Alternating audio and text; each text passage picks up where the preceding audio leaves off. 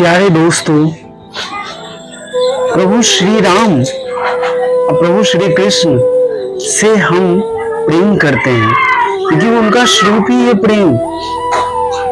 जैसे अल्लाह से इबादत करते हैं लोग और यीशु से प्रेयर करते हैं, वैसे ही हम भगवान श्री राम और भगवान कृष्ण से प्रेम करते हैं क्योंकि प्रेम ही उनका स्वरूप है और वो निष्काम प्रेम होता है। प्यारे, निष्काम प्रेम, कोई इच्छा नहीं होनी चाहिए, कोई कामना नहीं होनी चाहिए, वही निष्काम प्रेम होता है। कोई भगवान बुद्ध से प्रेयर करते हैं, प्रे करते हैं, बट प्रभु श्री राम भगवान कृष्ण ब्रह्म परमात्मा है, उनसे निष्काम प्रेम, निष्काम भक्ति ही है जो जीवन को प्रारंभ और अंत तक सब कुछ प्राप्त करवाती है। इंसान के जीवन में जो भी लक्ष्य है वो सब प्राप्त कराती है, तो प्रेम ही उनका स्वरूप है। उनके लिए जीवन में जो निष्काम भाव से पत्र फूल या थोड़ा भी कुछ अर्पण कर देते हैं, निष्काम भाव से सेवा करते हैं, वही सब कुछ प्राप्त कर पाते हैं। प्यारे, तो जीवन में याद रखिए क्योंकि निष्काम प्रेम ही भगवान के और मोक्ष के प्राप्त लेके जा सकता है, बाद में और कुछ नहीं।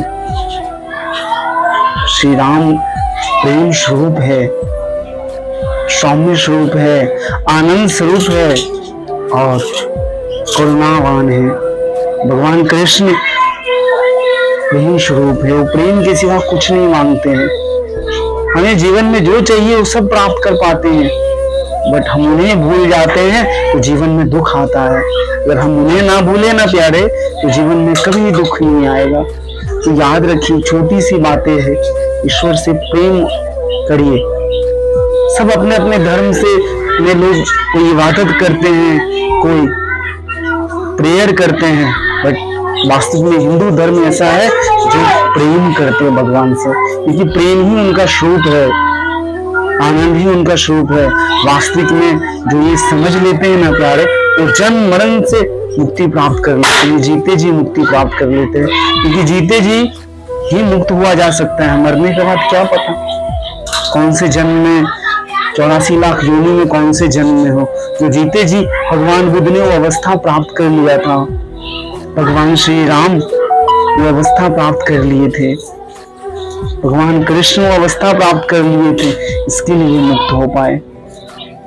वो जीते जी जन्म मृत्यु के चक्र से छूट गए थे। जीवन का सर्वोच्च सार है, खुश रहिए, शांत रहिए, आनंदित रहिए, सबके साथ प्रेम से व्यवहार करिए, क्योंकि जीवन का सर्वस्व यही है।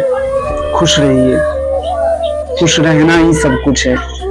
कोई भी एज में हो, इससे कोई फर्क नहीं पड़ता। जिस प्रकार बाल अवस्था में बालक निष्काम भाव से खेलता कूदता है और कभी दुखी नहीं होता, चोट लगने के बाद भी खेलते हैं, उसी प्रकार आप बुढ़ापा भी हो जाए ना तो कभी भी दुखी ना होइए, क्योंकि दुख का स्वरूप बाहर की वस्तु ना प्राप्त होने की वजह से है। बाहर की वस्तु नहीं भी मिला ना, अंदर में आप स्थिर है, आप शांत हैं, तो आप प्रेम में हैं और आप सुखी हैं। शुक्रिया, धन्यवाद प्यारे दोस्तों।